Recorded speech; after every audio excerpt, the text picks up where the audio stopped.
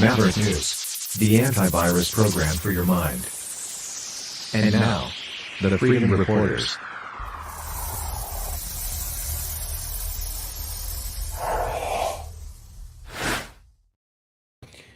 Good evening, everyone. I'm Rick Walker. Welcome to a special broadcast here on the Maverick News Channel. Tonight, we do have the Durham by-election all candidates forum, and we're about to get started with that. We don't have all of the candidates with us, but we do have some of them, and we're going to engage in I think, a pretty interesting discussion and explore both the local and national issues here tonight, because the entire country has its eyes on the riding of Durham, the riding formerly held by the leader of the Conservative Party of Canada, Aaron O'Toole. It's up for grabs, and it is it's a political skirmish, a prelude to things to come as we get into what might be an election year federally in Canada, if not very soon thereafter in 2025. So stick with me. I'll be right back, and we'll get right into it on the other side of this.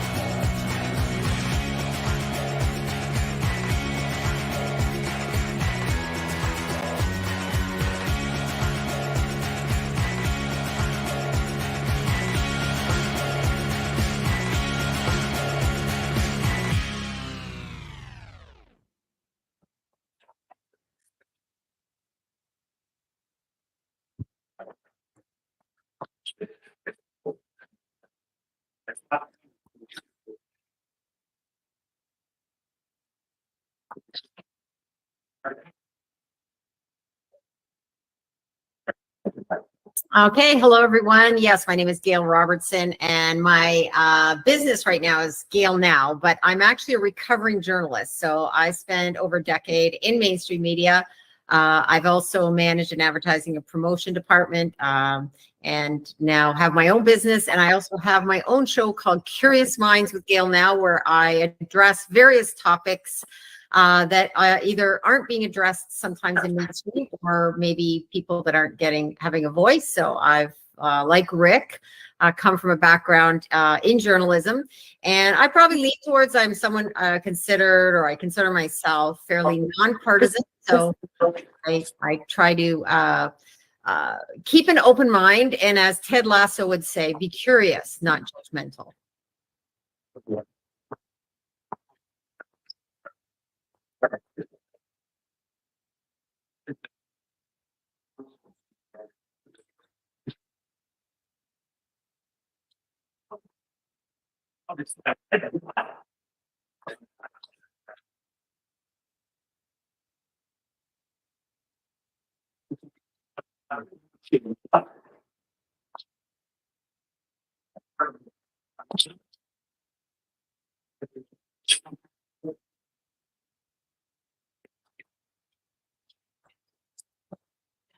Apparently, I'm seeing the chat. Icon was coming in clear, but you're having some audio trouble. So I'll have to do this. How about that? That's probably better. All right. The audio system is a little wonky. Okay, so Gail, hello everyone. I was just saying that before we get into our introductions with all of the candidates here tonight, we're into a forum looking at the riding of Durham, which takes in that red dot there on the Southern Ontario map of Mississauga, Scugog, Oshawa. It's in the Greater Toronto Area, formerly held by the leader of the Conservative Party, Aaron O'Toole. It's up for grabs. It's an important riding. It's a by-election and a prelude of things to come as we get into what could be an election year this year federally, putting Justin Trudeau and his Liberal government, I guess, on trial with the voters, and we'll see what happens. We don't have all of the candidates here with us tonight. We do. I have to mention, out of fairness, that there is a new Democratic Party candidate, Chris Borgia. We have Pranay Gunti, who I thought was going to show up tonight, said he was coming, but isn't here. He's an independent candidate. Jamil Jivani with the Conservative Party. I don't think he has done any debates and is not really doing any interviews with media that I've seen. So he did message back finally and said that he's not showing up tonight. Kevin McKenzie represents the Green Party, also not here. Robert Rock with the Liberals, spoke with them, looked like he might come, but so far no show. Maybe he'll show up. Adam Smith with the Rhinoceros Party, very elusive. Never got to speak to him, very difficult to find. And the rest are here. So let's start with Grant Abraham on the other corner and have you introduce yourself and what party you represent, Grant. Your microphone is muted, I think. Yes, it is. Thank you very much. My name is Grant Abraham. I'm the leader of the newly minted United Party of Canada. It's essentially a center-right party that is a new expression on conservatism in Canada, and it's seeking to reconcile the fiscal and the social conservatives back together again in our nation. So I'm grateful for the opportunity to have the chat, and thank you for hosting this, Maverick Media. And Khalid, over to you. You represent the Centrist Party. Yeah, hi. My name, as you said, is Khalid Qureshi, and I'm from the Centrist Party of Canada. New party. We formed it only about 3 to 4 years ago. We registered it across Canada, and we have been able to field some candidates in the past couple of elections. This time, I am the one in the front. I'm not the leader of the party, but I am a main component, and I have an intention that I'll go with the party some way as long as I can survive with it. The Centrist Party believes in a balanced approach to all the problems that we have, the financial issues that we have, the social issues that we have, and political matters. On all those, we need to have a balanced party, and we believe in transparency in finances, which is our main target, and a unity across Canada, end to end, coast to coast. Okay, and Trish Conlon with the PPC. Hi, everyone. Yeah, thanks for having this forum. It's great to have a discussion with everyone. I'm with People's Party of Canada. It is the fastest growing party in Canada. I wasn't a politician. I was an entrepreneur before and very successful. I put that all on hold because I saw that none of the parties were representing the needs of the people. There was gross government overreach that I witnessed during COVID, not standing up for individual rights. Since then, it's only gotten worse with the removal of parental rights with Bill C-4 by all the parties. The assault on people's homes and the poverty I've witnessed. So I believe the best platform for Canada is the People's Party. I'm a conservative. I'm a Christian. I think we've seen that it's a fake liberal and a fake conservative running who are spouting slogans, but not thinking about any real issues. People have seen with me, it's not really left or right anymore. It's right and wrong. And when you have a government that's making people poorer, sicker, and more demoralized, and there's no opposition, we have a weak opposition. It's time for new leadership in Ottawa. And people know me. I came to the community almost 20 years ago with my late husband. We bought a dealership, wanted to, employ people with jobs. Since then, I've raised my kids here. I spoke out during COVID, and some people who didn't like that now come up to me on a regular basis and thank me for the courage that I have. Now, I know there's an audio issue with everyone here. Yes. So what I'm going to ask is if when you're not speaking, if you could just self-mute your microphones, that would be of great help. Yeah, I'm just wondering, Tish, are you wearing earpiece? No, I don't Because think it's me. I just have my one microphone on. because I'm hearing you twice. I think it's like pinging around. I don't know what. Anyway, Yeah, yeah, I don't know. Because I've done podcasting myself. That was one of the fun things I did. When my business was basically destroyed through censorship, but I started podcasting, so I have a mic here, but I haven't had that echo. I hear it with Rick as well.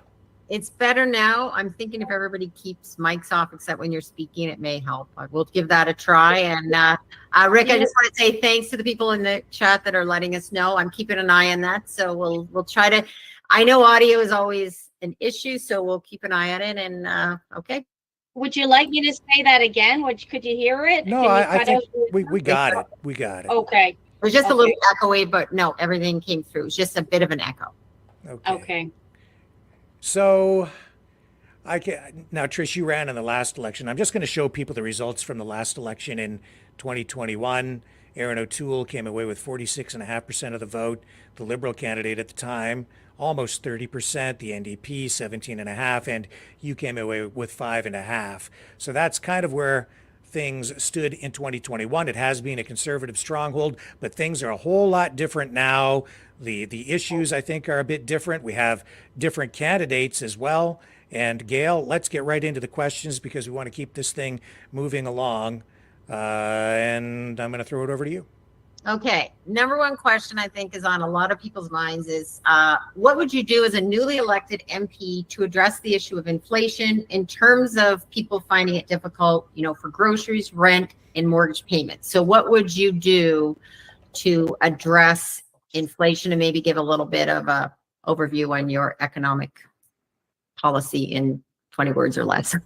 Okay, let's start with Khalid on that. Sure, why not? Yeah, inflation, I've been suffering from it. I go out to the grocery shop, and by the time I'm done with just enough of what I have, my budget is gone.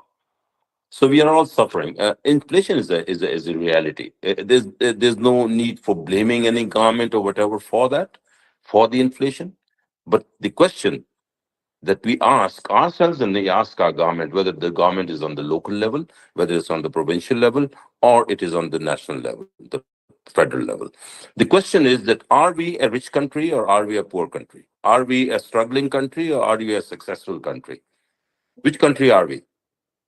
How do we identify ourselves, define ourselves?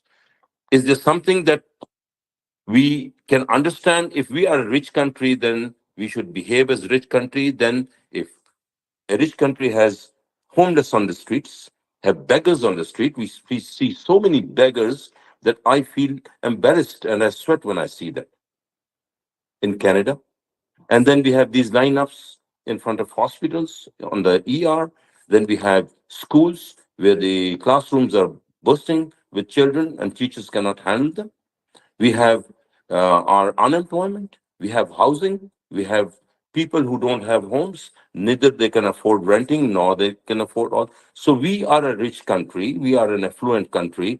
If that is the case, then why is it that we are suffering all this?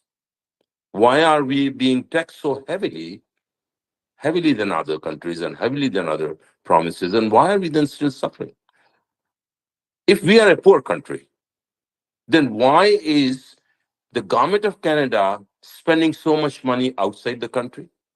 Why is the bureaucracy having so much money going into their pockets? Why is money going and flowing into the pockets of these big corporations and banks and financial organizations?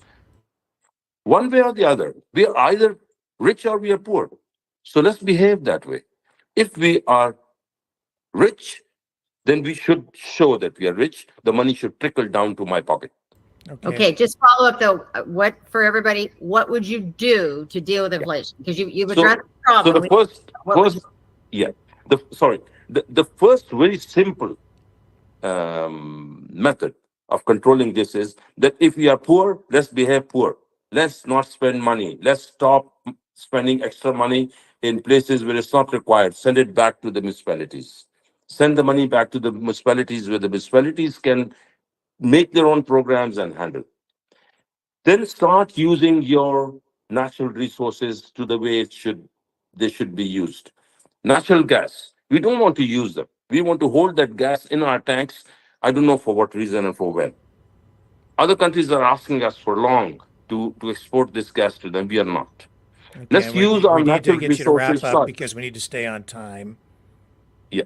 So in order to make sure that we have enough income, we have to make sure that our natural resources and our capacity, our intellectual capacity and our physical capacity and our resources are all used properly and prudently, so we can get the money back into our pockets. Then we have these food chains that we have to deal with. We have to contract them on mass basis and say, okay, here, bring us commodities back into our cities, into our streets on a lower rate. And Okay, that's and how we need to move and over it's to. no rocket science. All right, thank you. And let's move over to Grant.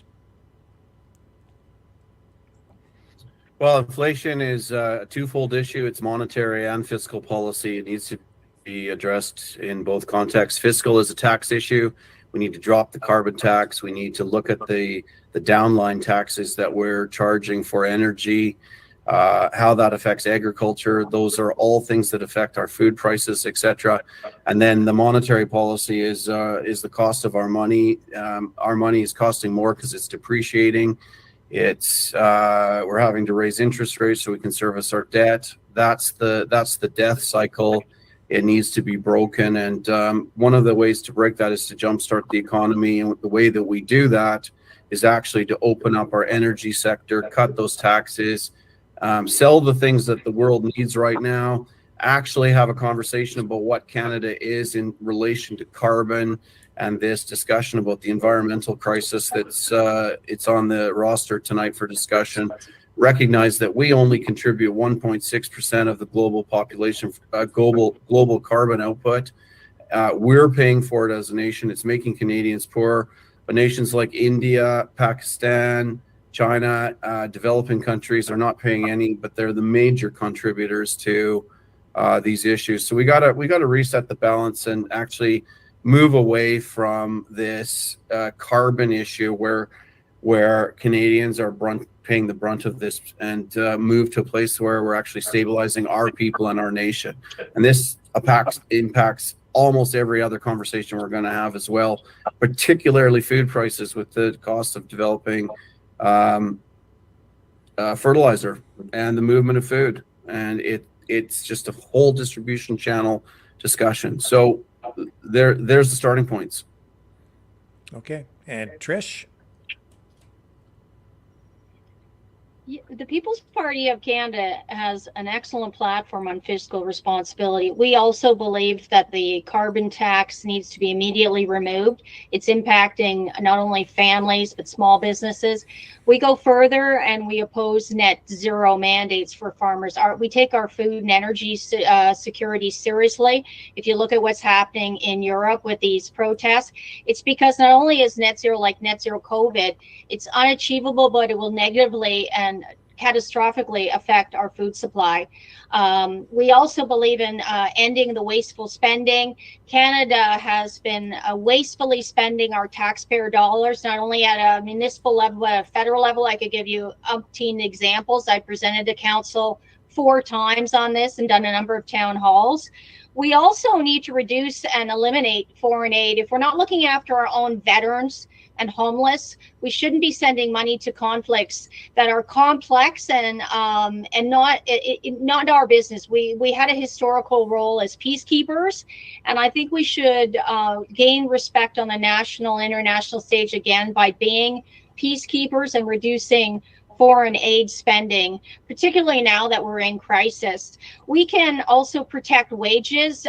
There is a lot of temporary foreign workers coming into Canada that are undercutting Canadian workers for salaries, and that's affecting people's ability to provide food. We can really work on local initiatives, buy local, rebuild our manufacturing sector. That's going to help with inflation. We can build it here ourselves and also support high-level jobs that are well-paying instead of the MIC jobs that are out there. Service economy jobs tend to be lower paying. So those are just some of the many things. I have a deep background in job creation. I have run a recruitment firm for over 25 years. And building meaningful work is going to be a backbone, reducing spending, and also making sure that our spending is appropriate and is targeting families and helping people afford food and the basics to have a good life. Okay. Back to you, Gail. Any follow-up? Okay. No, I think everybody addressed it in a way that, I mean, we're also missing our the other two candidates that would probably address also the questions, but I thought each person gave some ideas, which was what we're trying to get to. So the next question, also one that is, I think, top of mind for a lot of people in terms of the impact on what it's happening on our communities. So what is your position on immigration policy into Canada? Is it my turn? Okay, let's start with Trish, and we'll go around the clock that way this time. Okay, thank you. Yeah, the People's Party of Canada is the only federal party that maintains we need to lower immigration significantly. We've had in 2022 over 600,000 immigrants and non-permanent residents into our country, and it's put enormous stress on housing, healthcare, and jobs. We're in a stagnant economy right now. There's not enough jobs, doctors, nurses, or homes, and we're also allowing record number of refugee claims. And Canada's putting up refugees in luxury hotels while kids, I've talked to many who are living on the street who have a university degree, working 2 jobs, can't afford living. That's not kind. When you're in an airplane and there's turbulence, they've always taught you have to put your own mask on first. So saying we need to reduce immigration is what every immigrant I've spoken to on the street, and I've talked to thousands at their doorsteps, they agree as well. We just don't have enough services. And I think to be responsible as a nation, as we go through a turbulent period, we need to reduce immigration. We also need to better screen potential immigrants for values and also for their skills. For Canadian jobs where they may be missing skills. I've had many wonderful immigrants come to my office for new jobs who had excellent attitudes and skills. And they too now say that people are recklessly being allowed in. We aren't doing proper screening or background checks. So the People's Party position, which I support as a Canada First MP, is we need to clean up our own mess right now. We're in turbulent times. We need to significantly reduce immigration to solve the housing and healthcare crisis so that our elderly and critically ill aren't dying waiting for treatments. So we will reduce immigration, and that is what the constituents of Durham want as well. Grant, over to you. Well, this is definitely an interesting conversation because we've never had this problem in Canada in relation to the correlation with housing and immigration. And so the conversation must be set in the context of demand that is coming into the country through immigration and housing. And I tend to see these issues as requiring a solution that fits into a broader economic strategy that actually helps us decide how much immigration we have, starting with a moratorium until we've actually created a supply issue for our housing and we care for these issues. Now, it can be a very short-term thing, but we need to look at this. I don't think the PPC is the only party with an immigration policy like this. And we need to think carefully about what we're talking about when we say things like that. I just think that the economic framework for Canada has been stretched too far. I think the big issue in our country is we're not asking why we're having this increase of immigration to this level and why our government is pushing this far. We've always had a responsible stage growth that allows people to immigrate into our nation and allows our country to absorb them and adapt to our culture, our traditions. And we're not doing that right now. And we're seeing that. I was downtown in Toronto on Sunday, and I was really amazed to see a Hamas demonstration that was pretty assertive and pretty aggressive.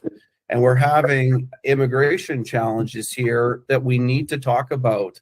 And I'm a little fatigued, actually, in our nation where we're skirting around these hotter issues, where we have to actually look at this agenda that is rolling out in relation to a discussion about having an aggressive position being taken on our streets that is completely opposed to Israel when Canada is very clearly aligned with Israel in terms of its foreign policy. And these are issues that we need to discuss. We need to stop having these sanitized conversations about the just in economics. We need to define discussions about whether militant Islam like Hamas is actually compatible with our nation and have these conversations. And so while I appreciate that we're just talking about housing or immigration or whatever, there are much broader membrane issues in our country that we need to engage. And the biggest challenge here, I'd like to say, in a lot of these topics is we've got agendas that are being pushed by the Liberal government, and we've got a conservative government that is not asking these questions. And that's one of the reasons why we have a PPC. That's one of the reasons why we have a United Party of Canada asking these issues. And it interests me immensely that we have a candidate in the Durham riding called Jamil Javani, whose main platform is to step up, to be a fighter and lead with compassion, and he's not here. And when we look at the Durham riding, the reality is that Aaron O'Toole betrayed the constituents in Durham with his True Blue platform and then shifting completely left. And now we have another candidate who's saying he's going to fight for us, but he can't even approach and have these conversations, because the reality is that those candidates that everyone is looking to vote for because they just want to get rid of Justin Trudeau, we're not actually having those conversations because they're not showing up. And the truth is, the candidates are going into the party and the grassroots agenda of the actual constituents are being silenced. And this is a pattern all across the country. I sat on the EDA of the Conservative board out in BC, and I know exactly what is going on here. And so this is why we must have these conversations, and we must have them holistically as a nation, and stop tiptoeing around these broader issues and look very clearly at our immigration and determine what it is that we want to bring into this country. We're a nation of immigrants. I celebrate immigration. I'm never going to allow anyone to say that I'm not in support of immigration. My father's an immigrant to this country, but there are much bigger issues going on here. It's time to have those conversations and not be timid about them. Okay. And Khalid, make sure you unmute your mic. I muted your microphone for noise suppression. So make sure you unmute it. And immigration. The take that the Centrist Party of Canada has is that immigration is a must, is a necessity for Canada. We have a very wide, very big landmass, one of the biggest countries in the world. We have natural resources. We have our borders open to oceans, and we have so much more. We need people. So saying that immigrants coming in, on one hand, are a burden on the economy is absolutely wrong. It is important that we must get. The only problem is that the management of these immigrants is the responsibility of the government. If they bring in immigrants, 600,000 in 1 year, and we do not have the infrastructure for that number, then we are making a mistake somewhere. So it is not the influx of the immigrant that is the issue. It is the management of those immigrants that's the issue. And if we say that as far as I understand, when we are getting these immigrants every year, we issue a list of the required categories of these immigrants, categories in terms of experience and in terms of their profession. So if that is the case, then somebody somewhere is making that list of categories. And that list goes out, and then across the globe, we get these people according to the slots that we have offered them. Why is it that these people, when they come in here, they don't find the jobs that they have been allotted for? So there's some massive mismanagement on one hand. So it is not the influx of immigrants. We cannot stop that, or we may be able to control that and organize that, but we have to manage it and manage it properly across the shores of Canada. But the more important thing that Grant has said is, and I am completely in opposition to that, the coming in of the type of people, or pointing out to the type of religion they have, or the type of faith they have, or the type of creed they have, or the type of caste they have, is completely not acceptable. We cannot simply allow people to come in based on a certain belief or a certain religion or a certain type or a certain region. We are a country who has been a neutral country, has been a sympathetic country, has been a kind country. We have people with big hearts. Canadians are known for that, and we cannot have a policy which goes out into the world saying that we are discriminating one over the other. If we have seen rallies on our streets in the past few days, and if we are allies with Israel, well and good, we are. But being allies with Israel, if I am an ally with you, it doesn't mean that I will not stop you when doing something wrong. It is my duty as a Canadian, it is my duty as a country, as a Canadian who is known for a certain character in the world, to behave according to that character. And Canada will behave according to that. Okay, and because...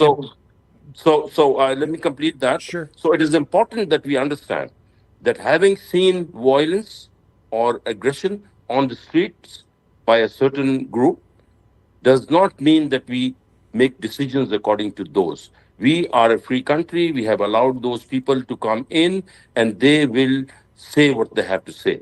And we must listen to them, and we must according. Our Prime Minister goes out and says that we are standing with Israel unconditionally, and that all political parties must be friends with Israel. This is what the Prime Minister said.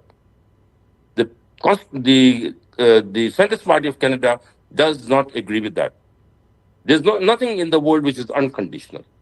We have a contract, we have an agreement, and there are conditions. So There's nothing unconditional. Okay, so what I'm going to do, because you did address Grant directly, is I'm going to give him an opportunity to respond to that, and in fairness, we'll also allow Trish to respond if she wants to after Grant. Well, two issues I think there is. One is Khalid's trying to say that our housing issue is not because of demand, it's because of our ability to absorb the people that are coming in. That it's a ridiculous assertion, because obviously where is the fine line with what a nation can absorb? We've had very clear models of immigration that we've been able to absorb and enculturate, and we're struggling with that now. And I think the other thing is that I don't want you to go away, Khalid, and make this a Muslim issue, because I have all kinds of Muslim friends in this country, and they've lived here for a long time. So it's not an issue with Islam. I'm talking about militant Islam that's seeking to wipe off one of our allies from the ocean. Just put your hand down for a second and you can come back to me. This is a real issue. And you say that we're a peaceful country. We're actually a country that is based on very clear values. We fought in 2 world wars to oppose tyranny and repression. We've sent our soldiers over to deal with issues in the Middle East. And our veterans have a view on that. And they've been dealing with the problems that have been coming out of the Middle East. And my question for you is, if you're so egalitarian about everything, why aren't the Islamic countries engaging a response to the Palestinians? So don't make this a Muslim, Christian, Canadian issue. I have a real challenge with that. We need to be discerning and to be be careful about what is coming into our nation in terms of the levels of aggression that we're seeing, especially when our own citizens who are standing up for freedom, they're standing up for a better economy, are being arrested for protesting in the same way. There's a softball response being played by the Liberal government because people are afraid to engage this discussion. Okay, go ahead, Trish, and then we'll come back to Khalid. I just wanted to clarify on this point that more is not always better. We do have a large landmass, but a lot of it right now is uninhabitable. And under the Conservative government, they were really pushing this high density housing over our green spaces. I think we need quality over quantity. We should be focusing on growing slowly with good quality individuals wherever they come from. Canada's built on Christian values. That's a fact. We've had Christian pastors put in jail just for having church while mosques were open in Canada during COVID. We've had Christian churches burnt down. So there is a bit of a bit of violence going on that should not be occurring towards different communities in our Canadian country. So it's important that when we're focusing on immigration, it's based on skills and a willingness to have the values of a Christian nation, which are similar to Islam and similar the Judeo-Christian values of loving your neighbor. And that means avoiding militant, types of individuals who have aggressive agendas that could harm our nation or other nations. Canada is a land of peace. So we need to protect our green spaces. We do need to reduce immigration, absolutely. And this is not against any person coming in. I know we've had record level of refugees, and I personally can see by the outcomes that that's been reckless and harmful. There is an agenda through Agenda 2030 to increase migration to Western countries. All Western countries have seen a rapid increase in the number of people flooding across their borders unchecked, and it is increasing crime and violence. That's just a fact. So putting a stop to the floodgates, proper checking for skills, checking for values, whether or not you're Christian or you have Islamic faith or you're Jewish faith, doesn't matter, or no faith. If you have that in your heart that you will love your neighbor, you'll contribute to the economy, and you want to contribute to this country, because many people are coming in and looking for the welfare state, and that is rating our standard of living as well. So that's just what I wanted to say on that. Sure. And Khalid, I know that you wanted to respond to Grant and maybe to Trish too. So go ahead. Yeah, and in general, like we all have our own points of view. I have been in Canada for 50 years or more, and I know exactly what the fabric of Canada is, the social, the political, and the faith fabric. So we are very open to these concepts. The conflict that we see on the streets in Canada, that we have seen in the recent 2-3 months, very aggressive show of displeasure by the people, and with these processions on the streets and whatever, is not a conflict between religions. It's got nothing to do with Islam and Judaism. I have scores of Jewish friends, and some of my family are Jewish. And I think I have more friends who are Jewish than are Muslims. That's got nothing to do with it. The conflict is a geographical conflict between a certain part in the Middle East against another certain part in the Middle East. It's got nothing to do with Jews or Muslims or Christians or any one of those. The Palestinians are maybe half Muslims. It is a conflict between two forces.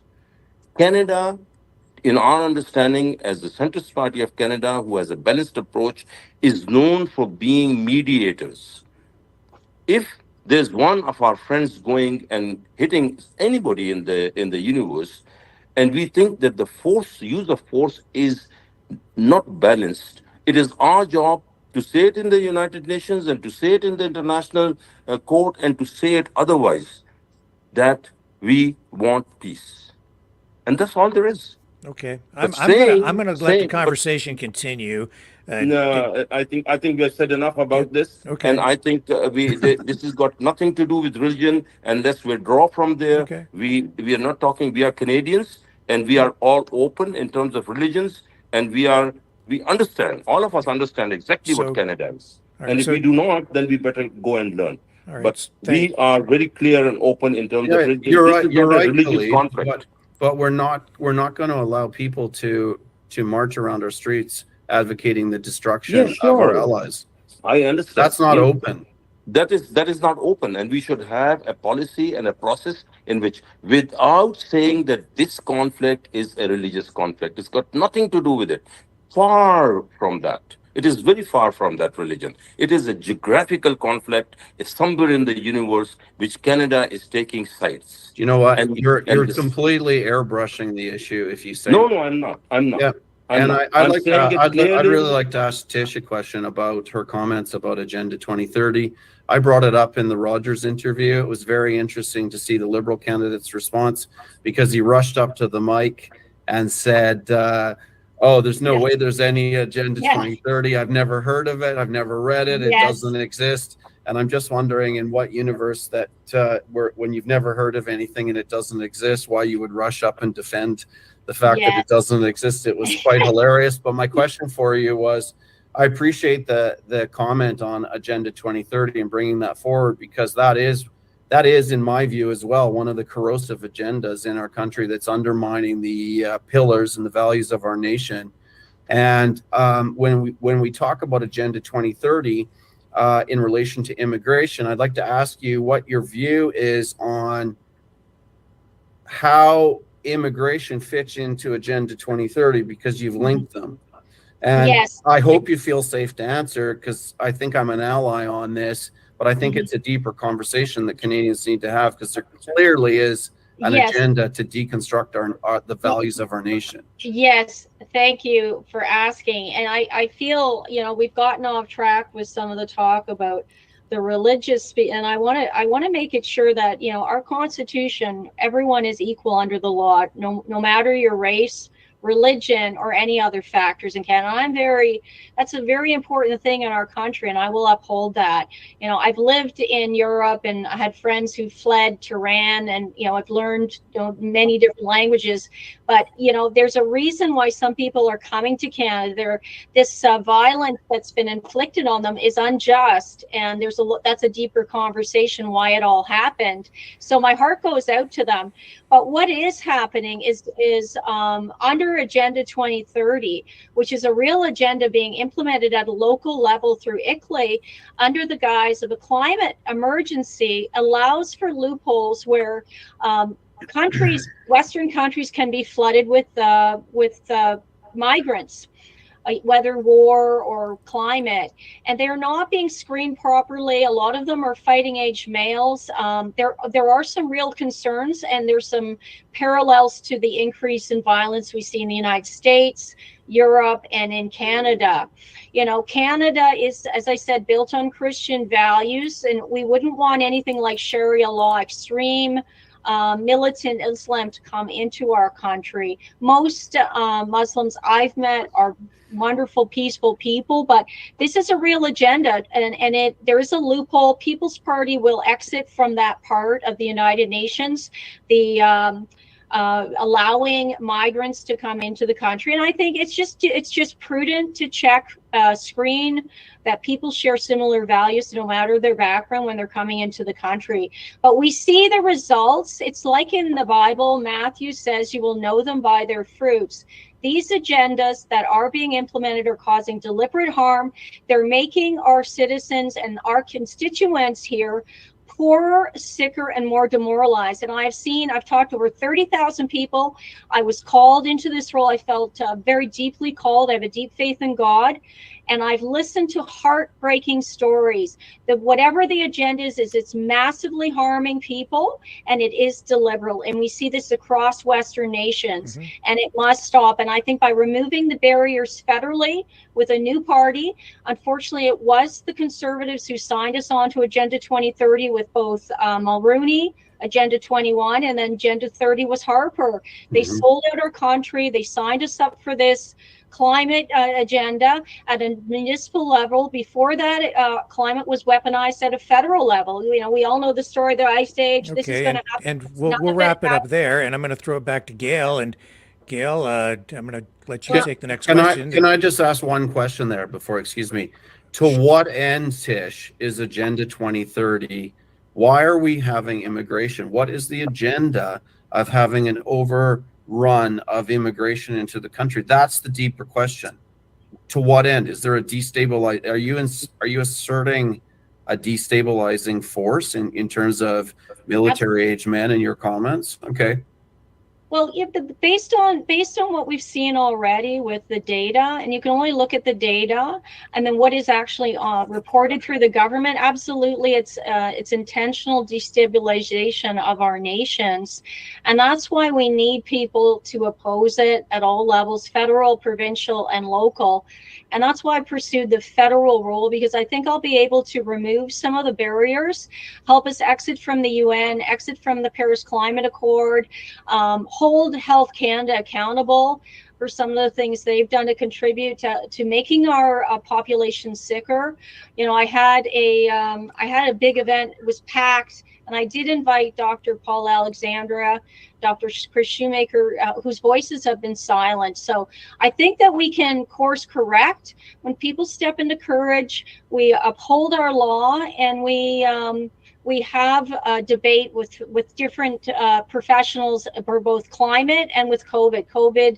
The COVID experience implemented things that caused great harm to our people, and I think we need to investigate that further as well. Okay, and I'll let Khalid respond, of course. Is that okay with you, Gail? Yeah, And I think we're going to wrap up this topic, but Khalid, if you can just wrap it up. Yeah, I'm just going to wind it up. It is disappointing, and I am actually very disappointed in the type of conversation that's gone on in the past few minutes.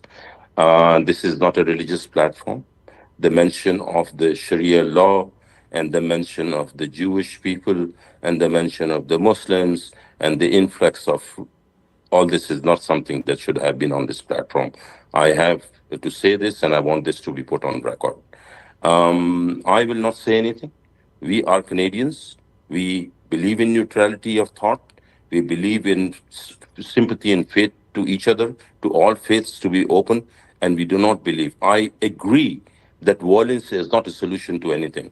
I agree that violence should not be imported into the country. I agree that if we start importing roots of violence into this country, we'll have problems in the future. That is agreed. But for People's Party and for United Party to take this platform to put on their agenda and to propagate that discussion between themselves is not acceptable. So I don't have an agenda. Okay, well, I'll not. Okay, all right. Please let me speak, Chris. So I will not say anything in response to any of those. I have a lot of knowledge, and you know, but I will not say that. I will keep the peace on, and I will just withdraw from that discussion.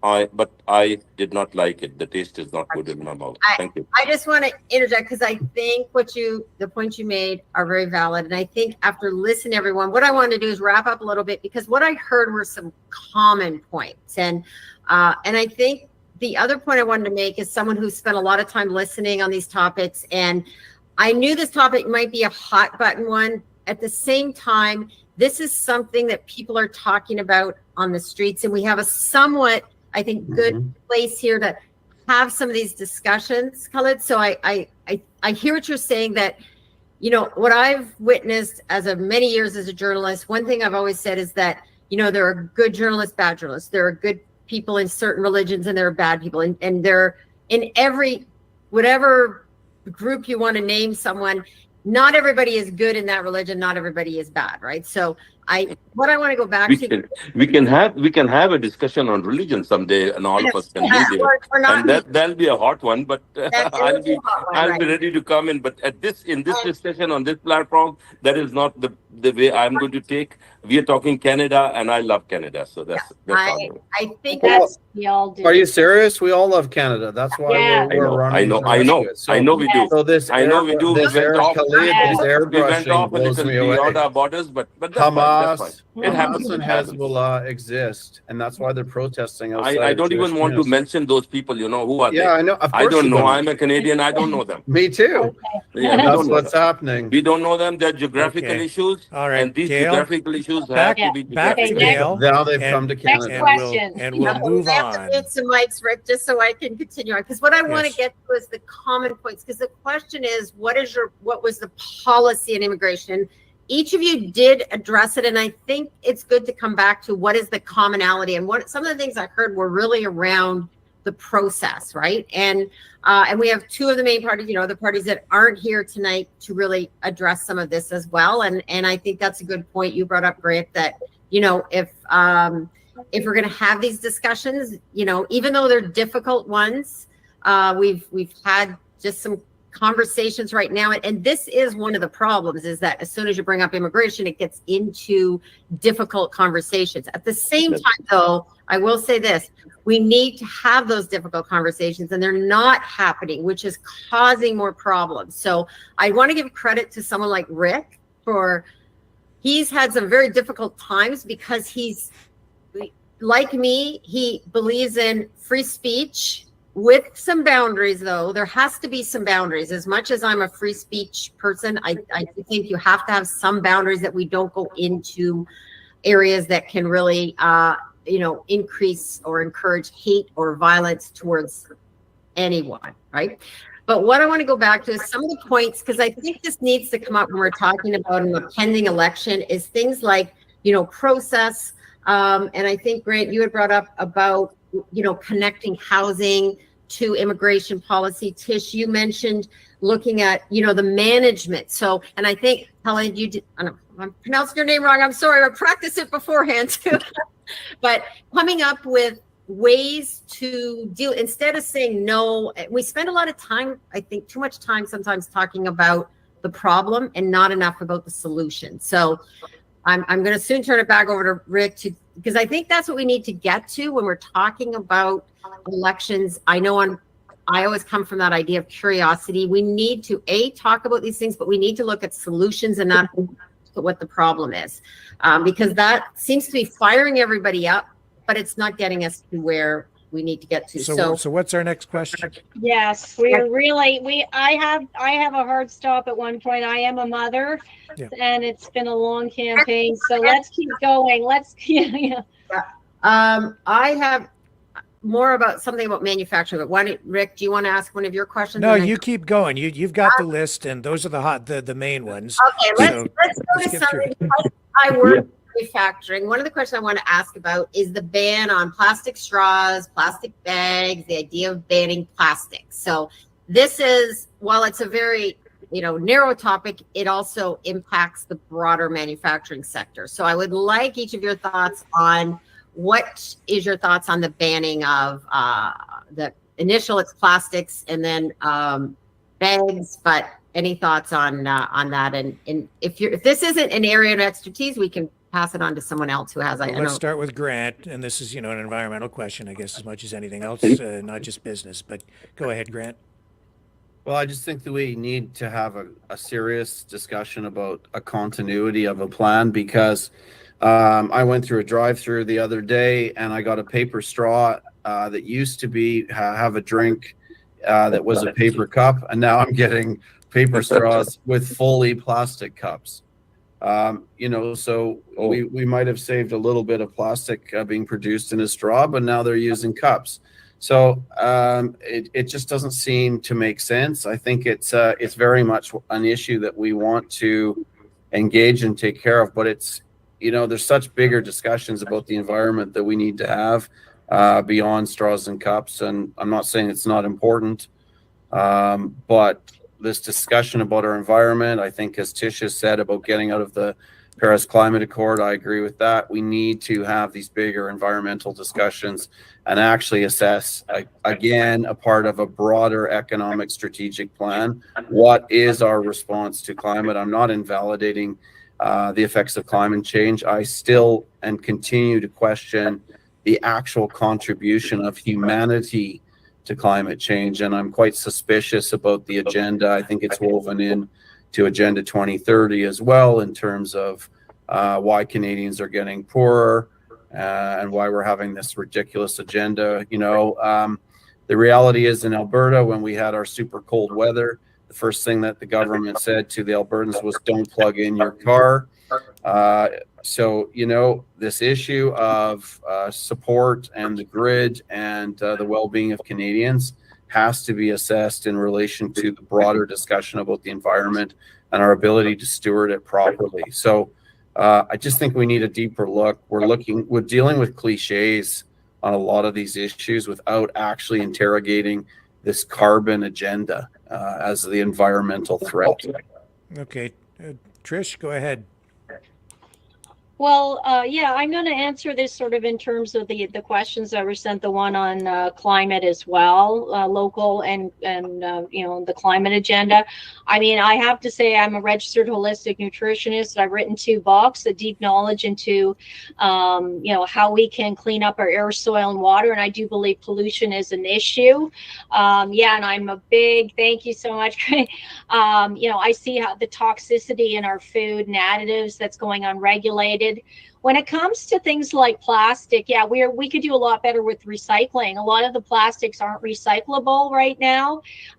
There's a lot of ways that we could support, better quality. For example, bringing back manufacturing to Canada, then you could have better quality produce instead of everything breaking down every year or two. So there's ways that we can use less and have things last longer. When it comes to the climate agenda, I do take a strong stand.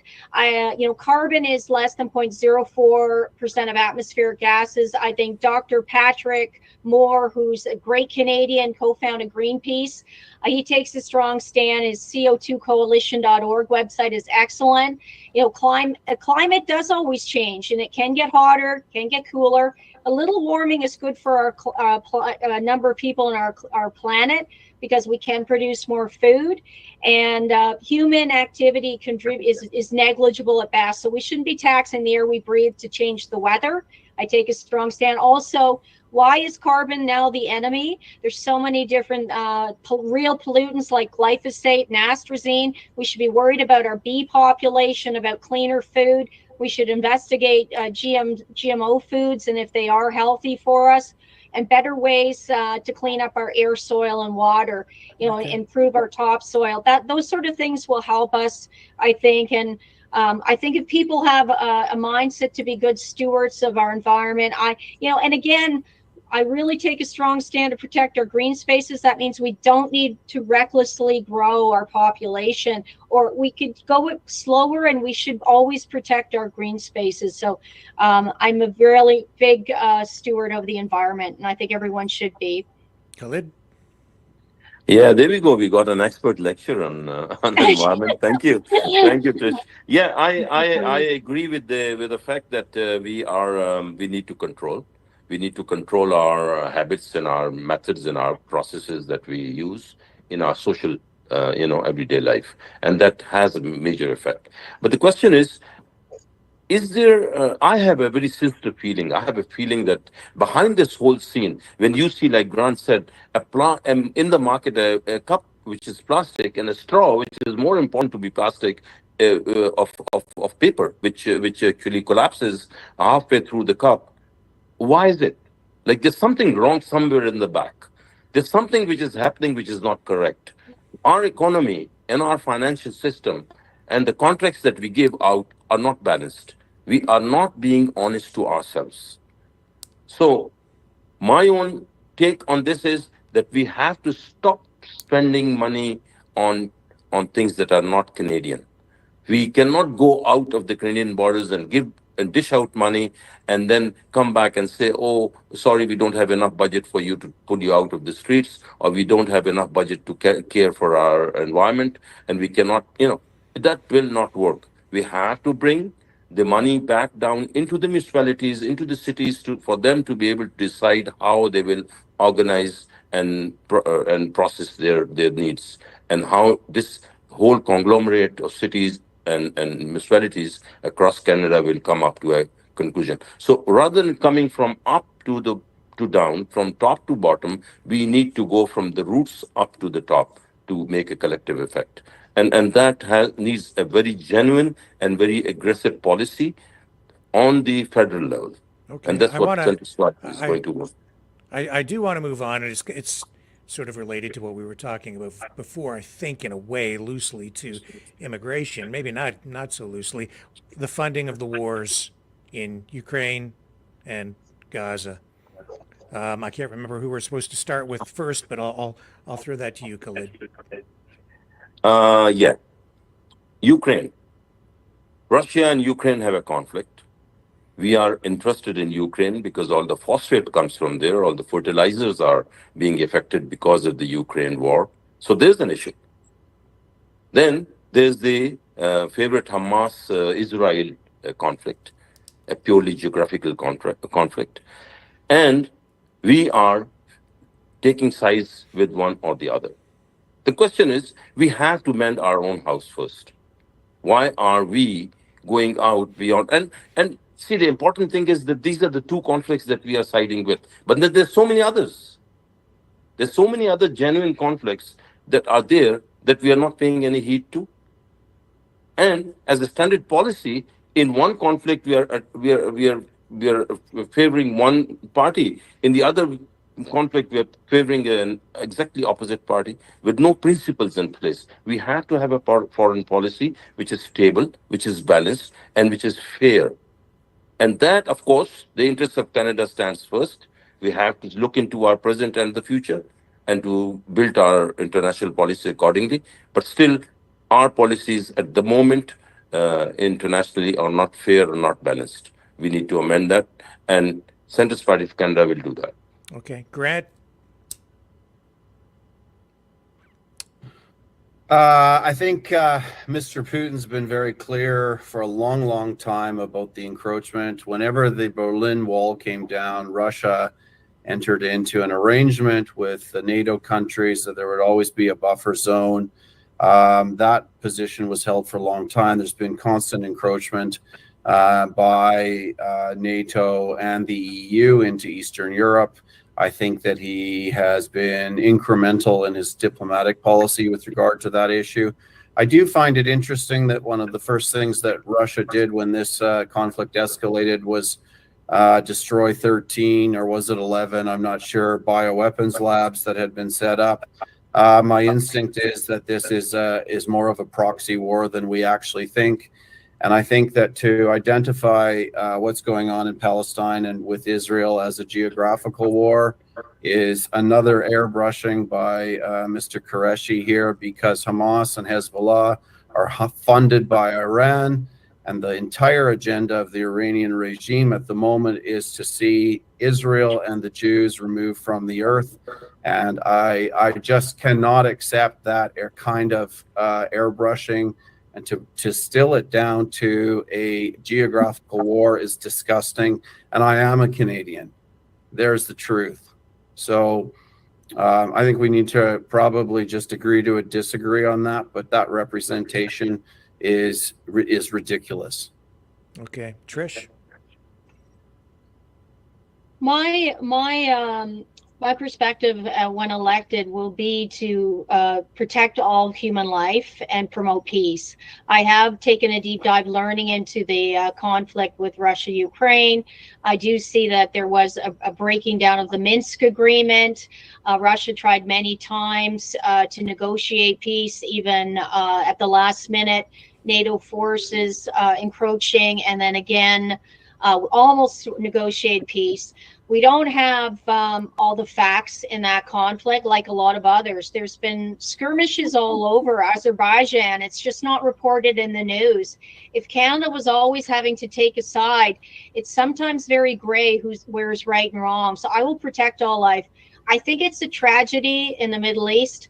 I think the loss of the lives of the children in Palestine, and that is unconscionable human loss. And I do hope very much and will advocate for peace in the Middle East, for a settlement. I know the Abraham Accords came close, and I think all life should be protected. So I think there's a lot of wrongdoing in the Middle East, and I don't think it's quite so clear. And my heart goes out to those who've been affected, both Jewish deaths through to brutality, and the Palestinian lives lost. So I will take a path of peace when elected. Protect all life. Okay, Khalid, you can respond. I'm sorry, I wanted to stay quiet, but Grant's comment was needs response. I completely disagree. The conflict in the Middle East is not a religious conflict. You're connecting it to Iran, but you're not connecting it to Saudi Arabia or to Syria and others, or to maybe to Indonesia and Pakistan and all those countries who are Muslim countries. You're not looking at that point if you're just looking at Iran, which is not a very active partner. So we are listening to all this news from the U.S., and we're listening to one side, and we're making decisions on the a partisan decision. I do not agree. This is not a religious conflict. But Grant, you can keep your your opinion, and if your party has the same opinion, then I'm not very. I'm discouraged with that. Yeah. But generally, as a Canadian, we know that you're a Canadian and you're a very true Canadian. So am I, and so is everybody else. And we will stay on. But our stance has to be neutral. Our stance has to be something which is more just than what we are doing. There's two parties fighting. On one side, there's about 2,000 people killed, and the other, in 2 months, 40,000 people killed, out of which 10,000 are children. So anyway, I'll stop here, and I'm going to stay. I'll keep my own view. You can keep yours, and thank you. Okay. All right. I'm gonna throw it back to Gail so we can move on to the next question, because I don't want to get into regurgitating or rehashing information that we've already kind of visited. So can we move on to something new here, Gail? Yeah, this one is this is an issue that came up. I'm in the Windsor area, so wondering what your thoughts are or your positions are on the role of an MP with the role of the municipality and how you might work with them or not, I guess. So the one question would be, do you believe, this is on the housing file, do you believe municipalities should allow as of right in order to collect on federal funding for housing? Everybody aware of it? I don't know. I want to ask because I mean, the as of right would allow for people to build up to 4 units without having to go through any approval process. Are you guys all familiar with that? Is that a fair? I don't want to even ask that? I got different questions sent to me. Just or these are just ad hoc extra questions now, or I think because of some things that happened in the news, some of this stuff was added in. If that's specific, that may be too specific, Rick, and I don't. Yeah, I think maybe it's maybe a little unfair to throw that at them tonight, Gail. So can we just move on to something else from the list? Maybe this is something that's very big in the news right now, is the online Bill C, whatever, 63, the online. Yes. That's so. Oops. This is happening right now. It's about the issue around censorship, around, what will be allowed in terms of speech. So it is a live issue right now. And if you are elected, I'm sure that, since the election is coming up, that you'll be at the table and I'm sure discussing this. So whoever wants to comment on this and what your position would be in terms of discussing this act. Go ahead, Trish, you can start. Okay, great. Well, this is a good segue into the whole topic of individual and collective rights, because when you have all these bills, these censorship bills, I will oppose all of them. It's caused catastrophic damage to not have open and respectful debate in Canada. So Bill C11 and now Bill C63. I'll also stand against the digital ID and digital central bank digital currency that could be tied to a social credit score, which would, give ultimate control into, our, corrupt government, and, push us to adhere to a certain narratives and be punitive if we're not, just like occurred during COVID with vaccine passports and truckers having their bank closed. But that specific bill, I will absolutely vote no on and oppose it. If absolutely. And I think what we need in Canada, part of the polarization, I do, fault the media.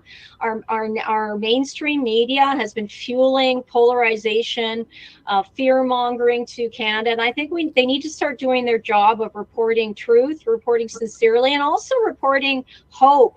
There needs to be more hope given these opportunities for unification. So these sort of bills, I will absolutely oppose. All sorts of censorship. I mean, the foundation of all democracy is built on free speech. When you take away free speech and free dialogue, now just like Khalid, we have a conversation, we all don't agree, we have different perspectives, but we can have a respectful debate, and that's important for a functioning democracy. So I will absolutely oppose that and other government overreaches.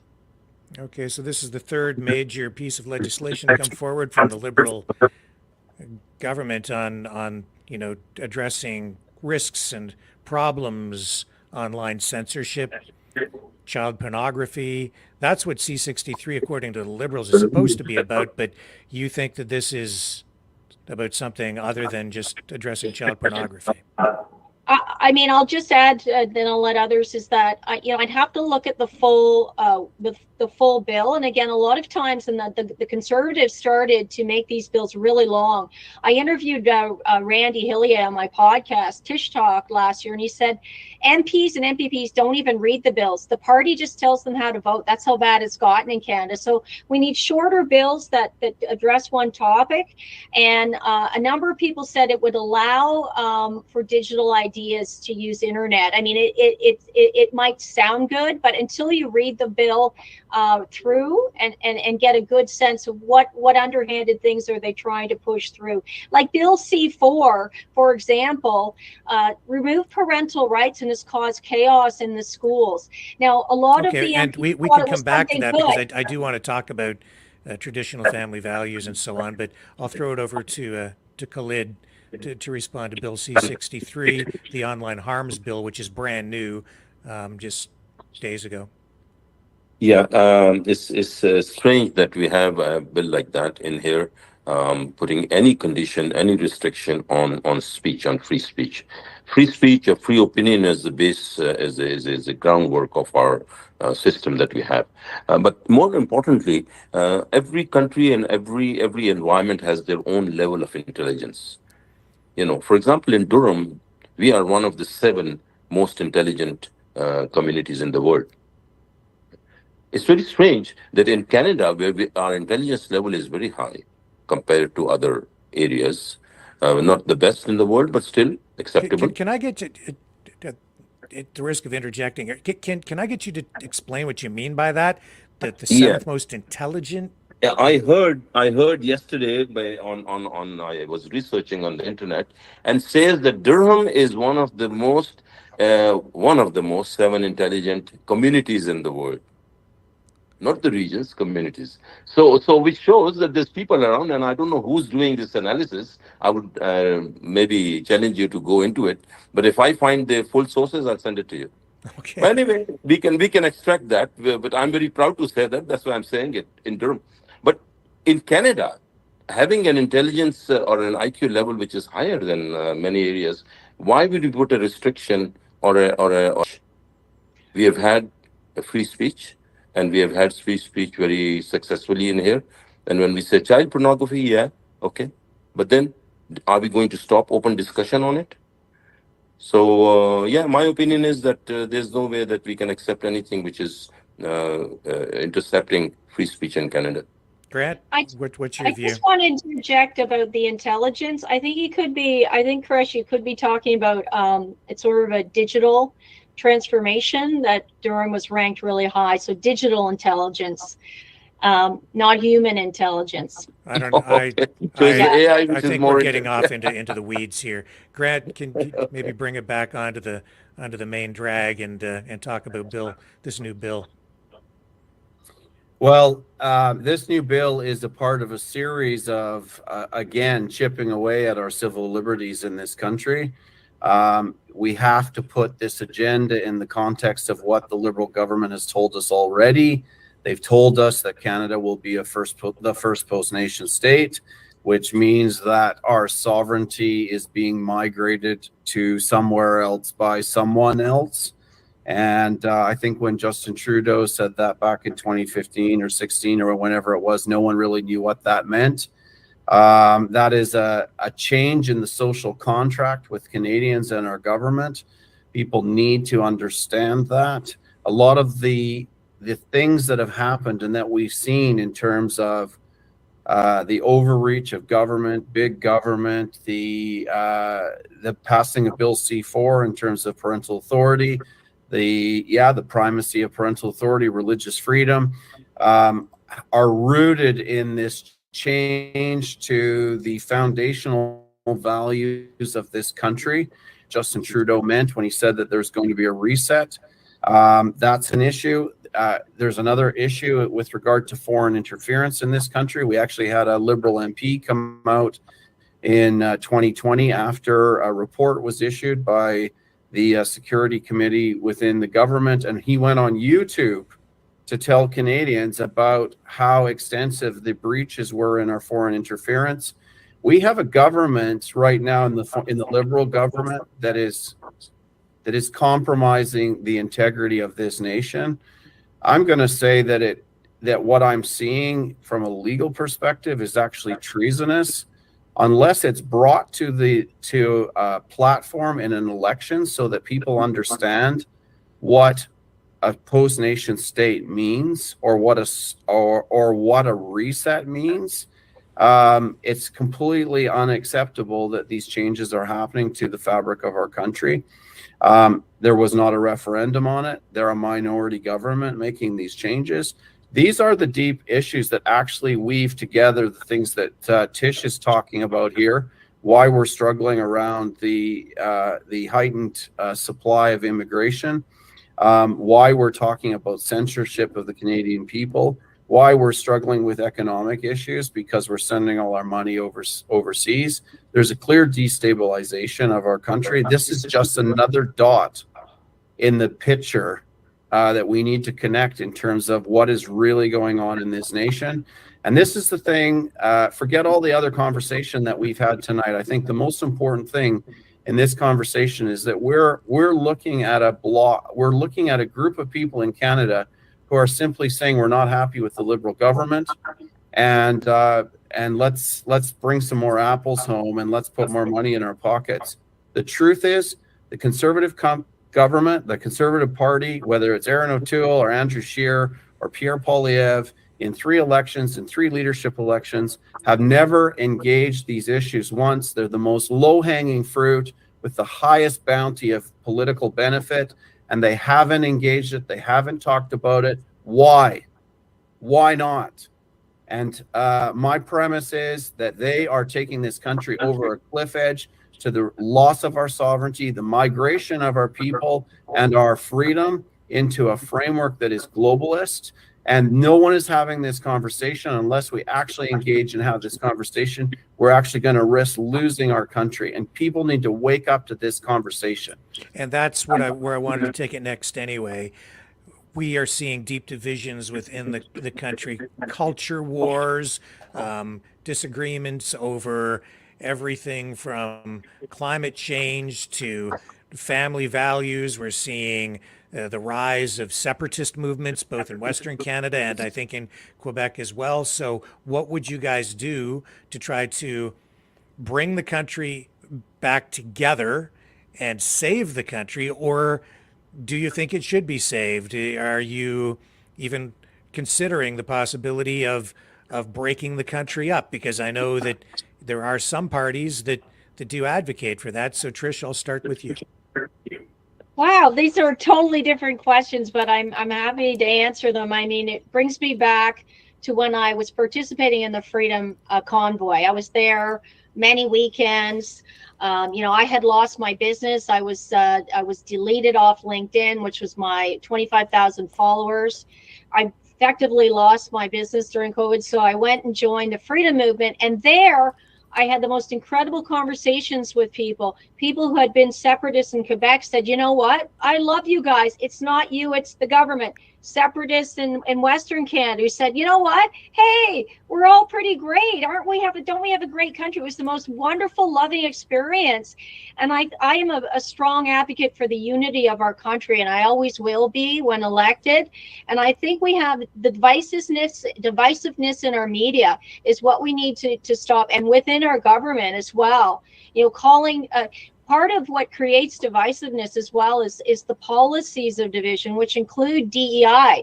Diversity, equity, inclusion is anything but fair. It's reverse racism and discrimination. And we have to just start looking at people for the quality of their character and their merit when it comes to things. A lot of these pandering to special interest groups has caused fueled division. And we have to start creating policies that unify everybody. So, you know, there's deep divisions within media, but I'm a strong believer in the country, and I believe this country is great. I want to help rebuild this country. I want to help rebuild through regaining our manufacturing sector, which will provide jobs.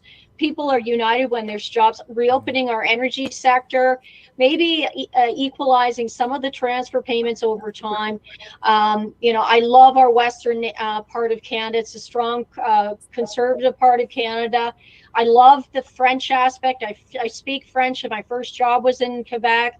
I think the beautiful landscape, and I think that this country has a lot more to gain by standing united than anything else. And I think a lot of these separatist movements are fueled by economic frustration, by, you know, not having a job, not being listened to, not having a voice. And I think if we can give people a voice and allow for open discussion on all forums, and look for ways to unite the country through policies and through economic prosperity, I think we'll have a great future ahead of us. Okay, and the reason you're getting some different questions is because we're into the second half of the program, and I'm looking in the chats across all the platforms and Thank you. kind of responding to what people are saying.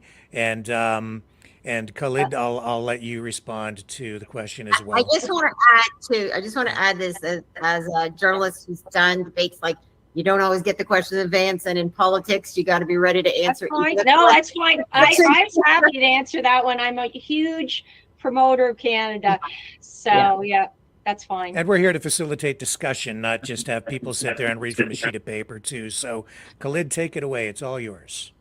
Yeah, the Centrist Party of Canada has one of the basic three principles is unity across Canada. And that unity is our prime motive. West to east, north to south, we have to be one Canada, and there's no other way. There's no option. So the reason, and we have been seeing some problems, some tearing in the fabric of the social structure of Canada, also on political, but mostly social, and that has to be mended. And I agree with the fact that it stems down and trickles down from finances, our mismanagement of finances. In the past number of decades, we have been going down slowly. Our ethical codes have been being polluted. Our ethical codes are sort of losing control, and the management of funds is something that is going down and creating problems for the people. So finance control up at the federal level, going down into the basics, into the roots of the people, has to be done. And of course, in plain terms, providing jobs and improving businesses and increasing our investment into the people rather than outside the country, and also that we should start using our natural resources and increase industry. We do not have an industrial country. We have all the resources and all the opportunity and all the manpower and the intelligence that we can use to increase our industry. And open borders, we are open to the Pacific Ocean, we are open to the Atlantic Ocean, and still we do not have the products and the commodities to export, where we have all the opportunity. So that is all there is, and Centrist Party believes in the unity of Canada as a primary principle. Thank you. Okay, and where is the United Party of Canada on this, Grant? Well, I'm definitely a federalist. I love this country. I think that for a long time we've been working off of the understanding of the nation as it was framed in 1867, that was Upper and Lower Canada plus the Maritimes, and then the West was opened up. And the way that that happened economically was that the West became a subsidization product for Central Canada. The nation has now grown up. It's not really probably a very happy conversation in Quebec and Ontario, because it's they're the primary recipients of wealth that's being transferred from the West. This is a very clear issue, and the numbers are very obvious. We have to mature into a deeper conversation. Western Canada cannot be a colony of a colony. I set this discussion into a much bigger discussion about constitutional reform, the discussion around equalization payments, how the country works, electoral reform. These are big issues. We have so many issues in this country. I want to see a Canada where we are one people, one blood, one nation, and this reality of these different interests and reverse discrimination that we're seeing in our country. We want to move away from that. I'm very much resonate with Tish's spirit in terms of peace and what Canada is. We want to have peace through strength. We don't want to be victims in this nation to other bully nations. The Arctic is an issue I think we need to talk about. I want to see a nation that has a strong military that can serve overseas and actually defend us if we need it. I think this issue in relation to Western Canada, and this is a deeper question I think you're asking, Rick, about regionalization. There is a desperate discontentment in Western Canada with what we've seen from this Liberal government. One of the reasons that this party has been formed is because we don't have political parties in this country that are actually addressing this issue coming out of Western Canada. We can talk about freedom all you want. The conversation has moved on even from the formation of the PPC, and I think this is where I need to speak with Maxime Bernier about this, because it's not enough now in a maturing nation like we're in just to talk about freedom and libertarianism. We have much deeper issues to engage in relation to our nation, and Western regionalism is a profoundly significant issue.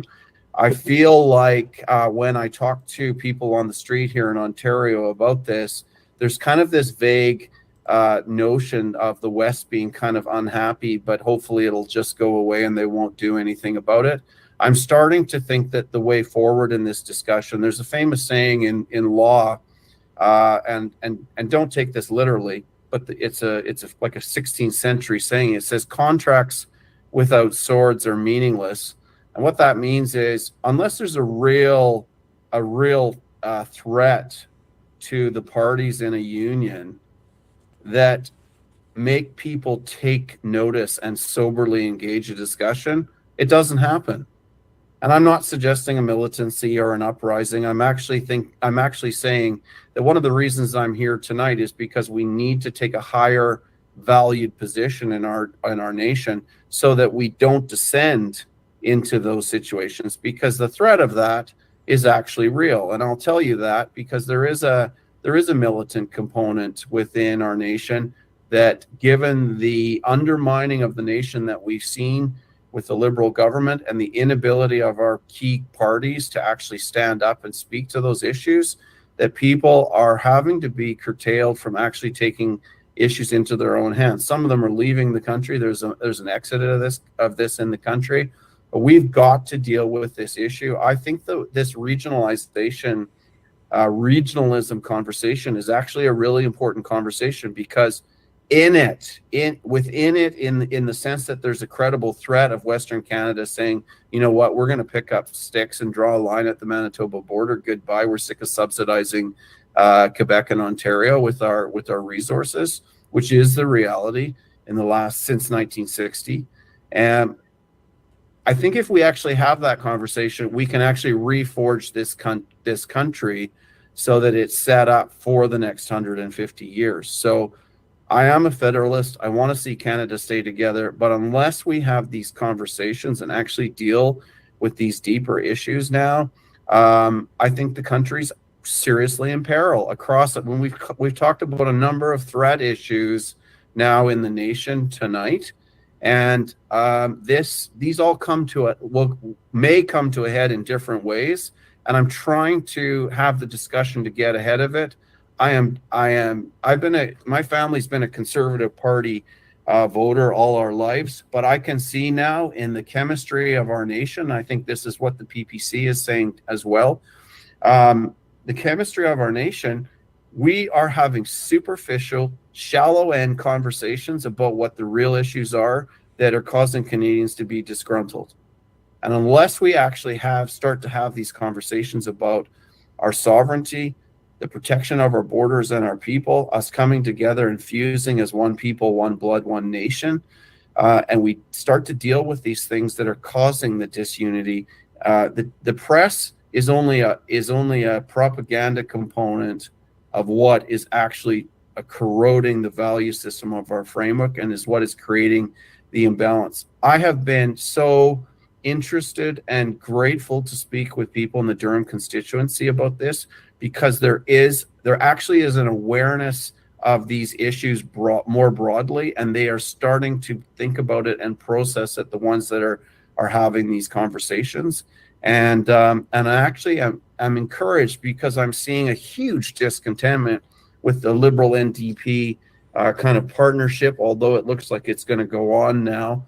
But there's also a radical dissatisfaction with the Conservative Party, because they know that there are shallow discussions happening that aren't really addressing the issues.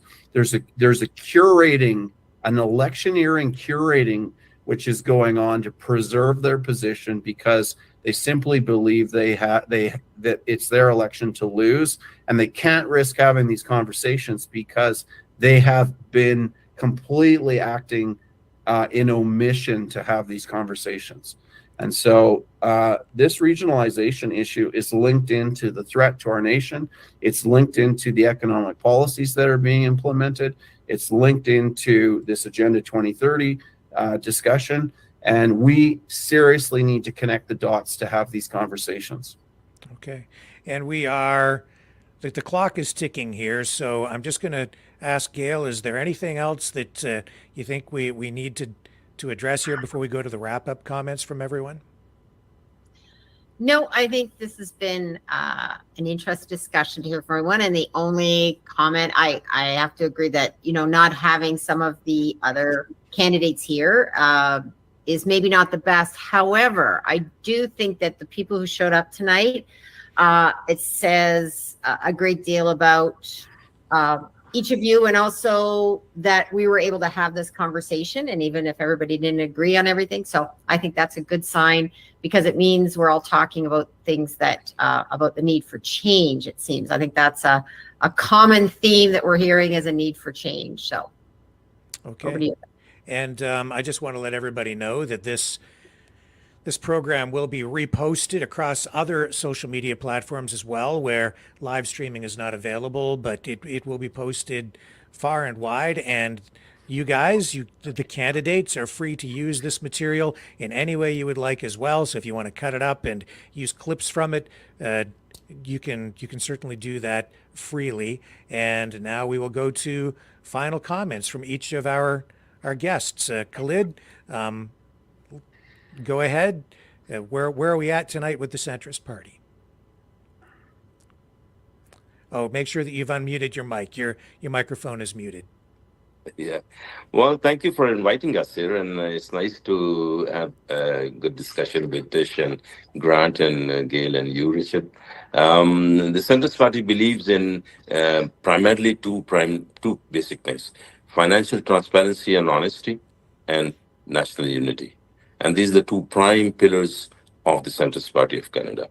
So we'll move on that, and I wish the best to all the parties in this election, and let's see how it goes on.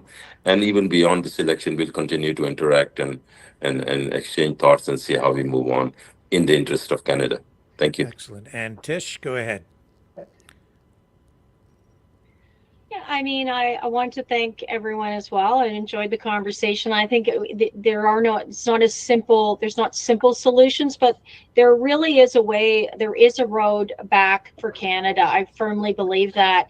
And it's bringing manufacturing back, putting our Canadian sovereignty first, respecting the rights of the individual, upholding the rule of law, bringing back morality, back to our country, and as it says in the Bible, learning to love your neighbor. So we have to start caring for our communities again.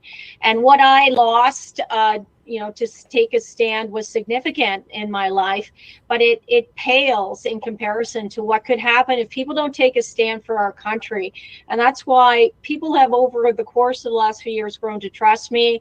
I've nurtured unity, open discussion, debate. Sometimes we didn't agree, just like Khalid today, and even Grant and I not on everything. And I think it's very important that you learn how to have a discussion where you disagree and you do it civilly. What I promised in this campaign, people really like the commitment to restore parental rights. I'm pro-family. It's very important. And we have a death government. It promotes death. We have one of the highest rates of suicide now. The biggest thing we boast about is the MAID stats, medically assisted in dying. We need to promote life. We need to promote families. We need to give young couples the opportunity to have children. All of these things I will support, and I also will reduce the immigration now to solve the housing and healthcare crisis. And I think as an MP, one of the questions you asked, Gail, was, how will you interact with the municipality? But overwhelmingly, people want lower immigration. I do need to carry forward that to Parliament. I think we should have a referendum right now. The Liberal government, even in the 80s, reduced immigration when we were in similar economic chaos. But I'm also going to protect the green spaces and will very much oppose net zero policies, because we have a rich farming communities in Durham. So I really want to go forward. I've written a number of books. I'm an emotional intelligence trainer. I've helped companies build thriving teams, learning how creative problem solving and different things. So I want to help our community be healthier, happier, and more prosperous. And all this can be done by removing federal barriers and promoting a healthy lifestyle here in Durham, holding some of our government bodies accountable for gross government overreach. I think that also needs to occur, and it hasn't. I can tell you, I used to vote Conservative because I have a small business. I cannot tolerate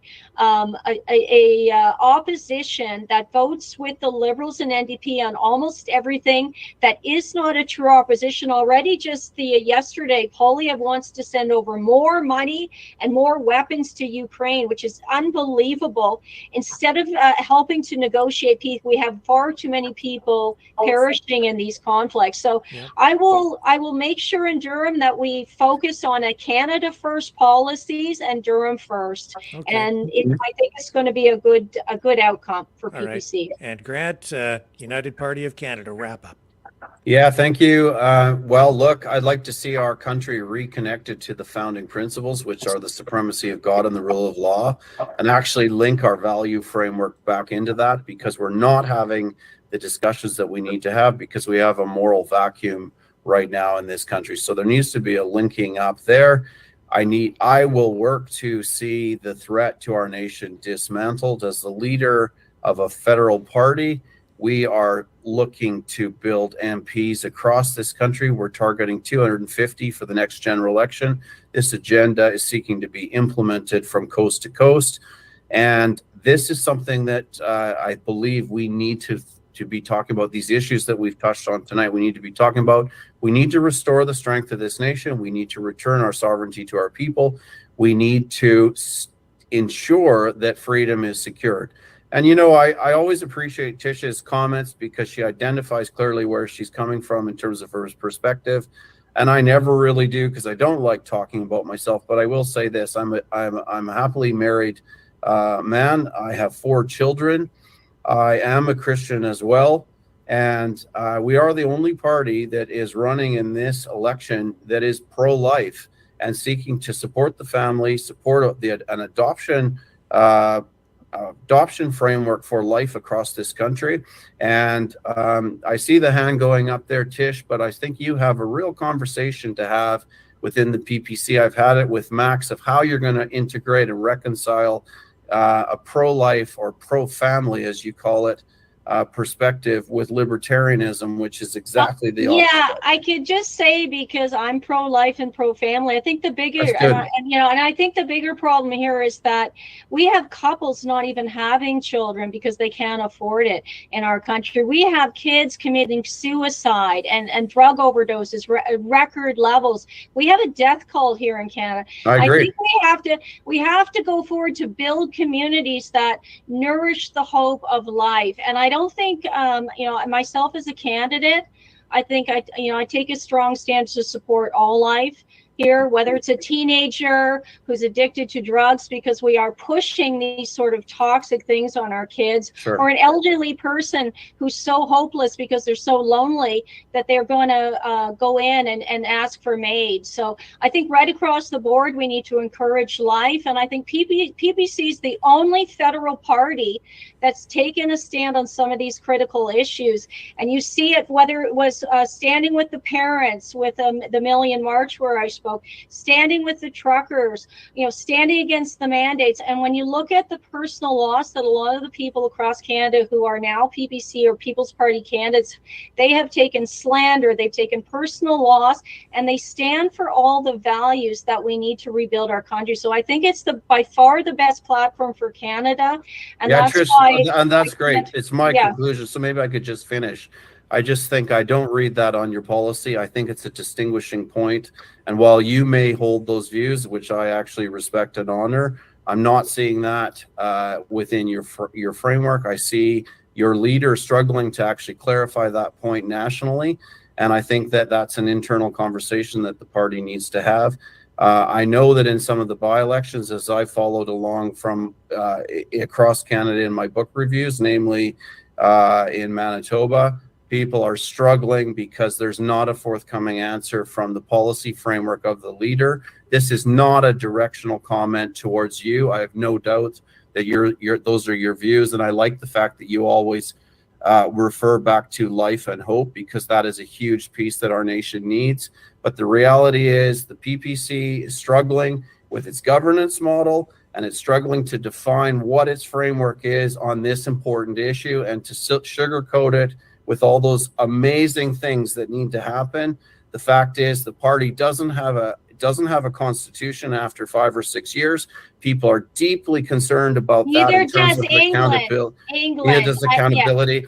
I would beg to differ with that, actually. But anyways, and I think that in terms of an assertion for a political party that's been around for 5 years versus England that has birthed democracy in the Magna Carta, that's such a shallow comment. But anyways, the PPC has to engage these issues, and people are looking for clear policy positions. It's not within the PPC's policy. And while I value your integrity in terms of speaking to it, the boat that you're on is not clear at all on the issue. And there's a profound dissonance between libertarianism and actually articulating a pro-life policy. And thank you. Those are my comments for this debate.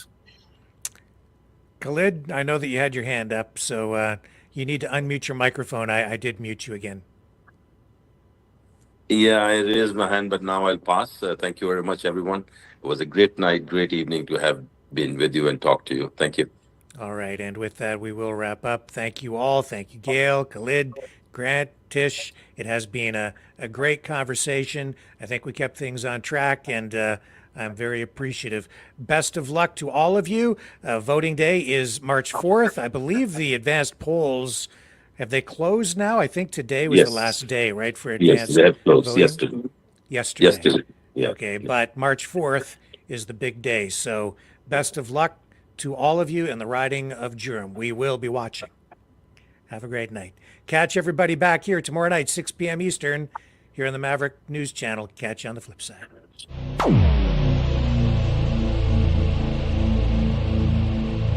This has been a Maverick Multimedia production.